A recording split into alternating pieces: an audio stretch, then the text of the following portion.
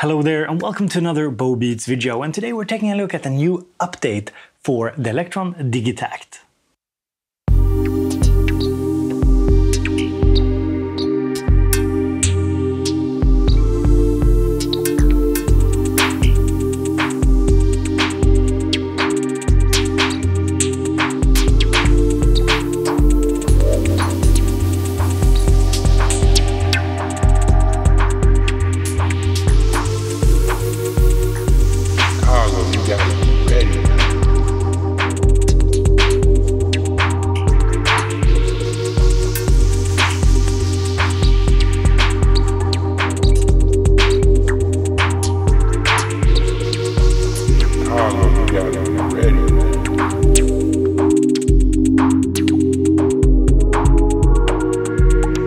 You might not know it, but I was actually a beta tester of the original Digitakt and one of the first YouTubers to make videos about it a couple of years back. So if you haven't seen my tutorials on it, and if you're interested, I'll leave some links down in the description. So today we have a new update for the Digitakt. It's been really cool to see how they've kept on improving on it, and today we're getting some features that I think a lot of you will enjoy. So there's a bunch of interesting UI updates, but let's start with the most important stuff.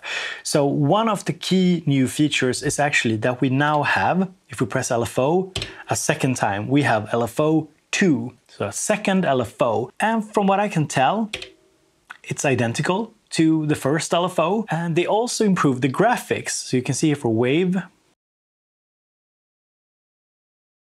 as well as the graphics for phase. Now, while an additional LFO might not seem like that much, for this kind of device, it really adds a lot, because suddenly you can affect two parameters at the same time, where you could just use one before. So for example, just to give you a very practical use case, we have a little kick here.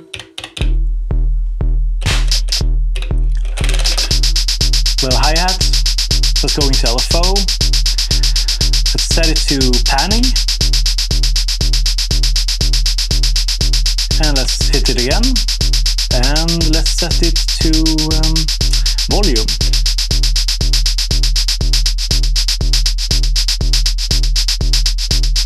LFO 1 here to panning, and second LFO here to the volume. And because I have a square wave LFO here, you get this sort of rhythmic effect here.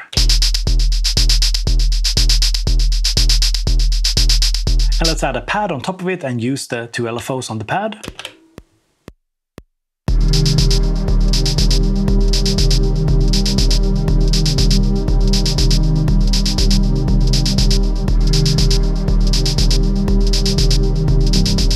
A little bass.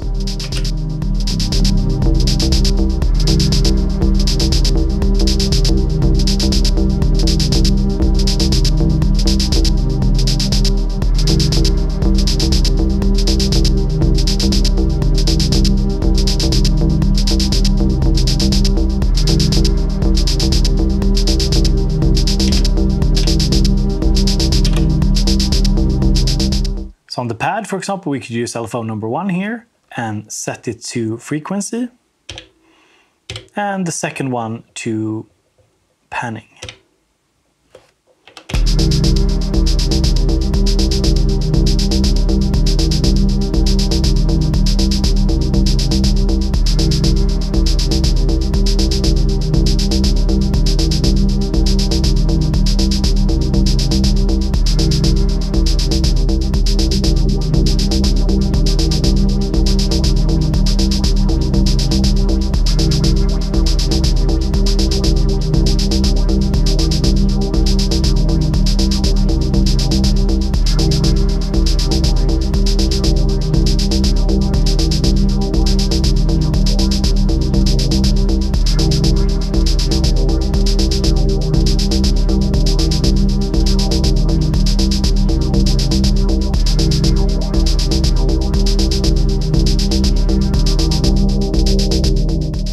Just this really slow LFO.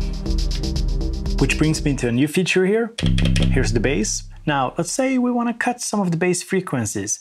Before, we actually had to use the one filter, but now we have a bass and width filter. So you can cut the bass frequencies and the higher frequencies, and we can move it around like this.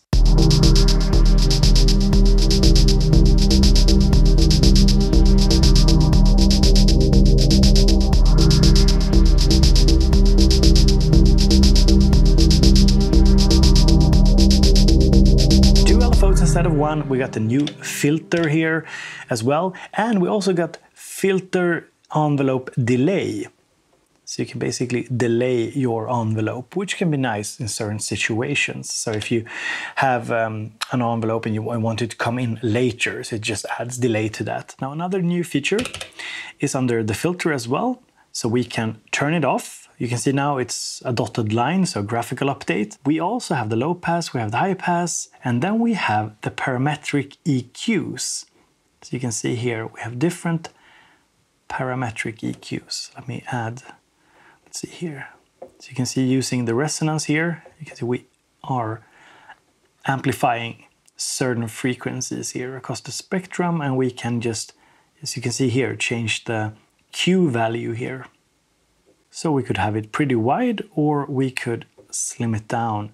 So this way, with these two filters, you could cut the bass, you could cut the high frequencies, get a very, very specific frequency spectrum, and then you could amplify the frequencies that you want using these parametric EQs. So for this hi-hat, for example, we could cut some bass, cut some of the high frequencies,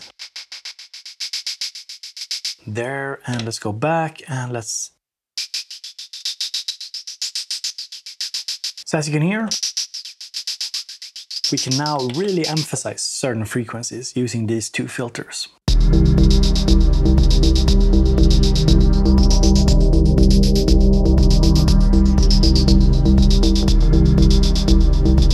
And we can find like a sweet spot that we really like with, for example, this hi-hat here. Or if we take this little snare drum here, might not fit entirely, so let's record something.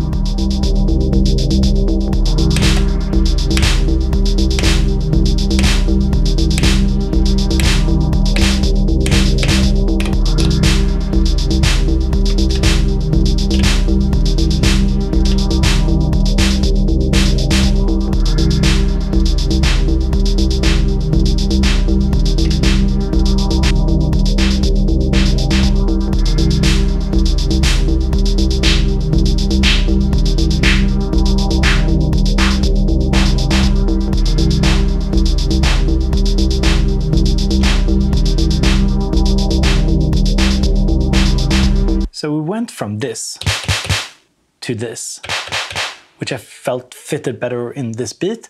Now that's thanks to the new filter as well as having these new EQs. So the second LFO gives us a lot more sound shaping possibilities together with an additional filter and the parametric EQs.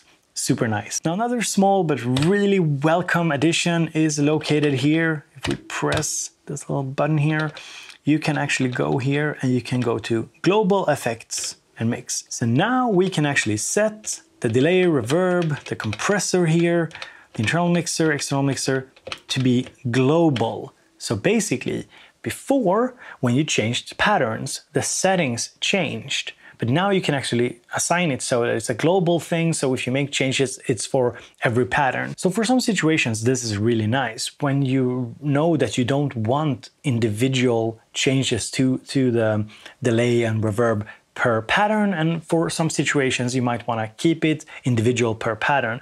I like it individual per pattern because it makes it, you know, I can make changes per pattern, mix it up, change things from one pattern to another. But for some of you, I think this is a really, really useful feature. Another thing that I didn't know that I needed, but I think can be very useful, is that we now have an extended range for tuning. So if we tune down, we can go below 24 semitones down to minus 60 semitones. So it's only negative, it's only down, not up. Up only goes to 24 as well. Now the last addition here is located here under LFO, hit function, LFO 3 times.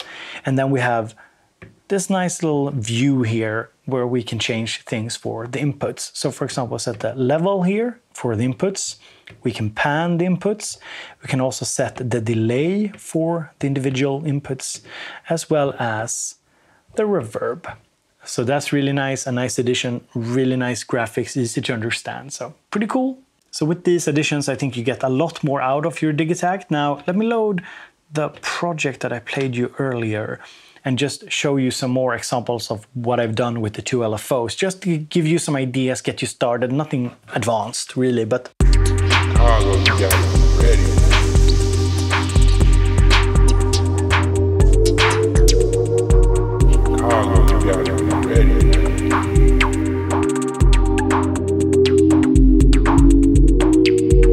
so if we listen to just the drums,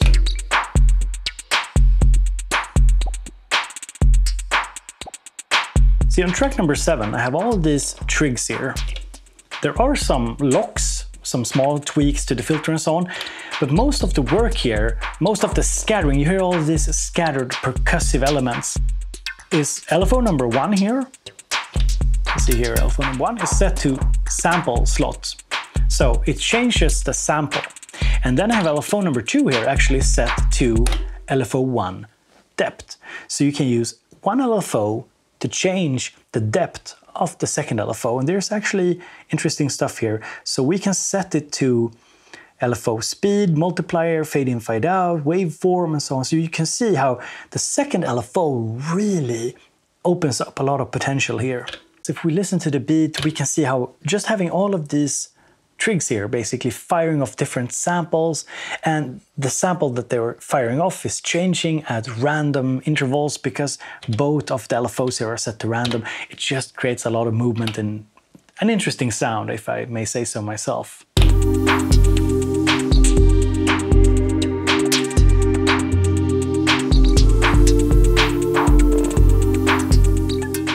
Thank you for watching this update video with the Digitakt. It was sponsored by the friendly people over at Patreon.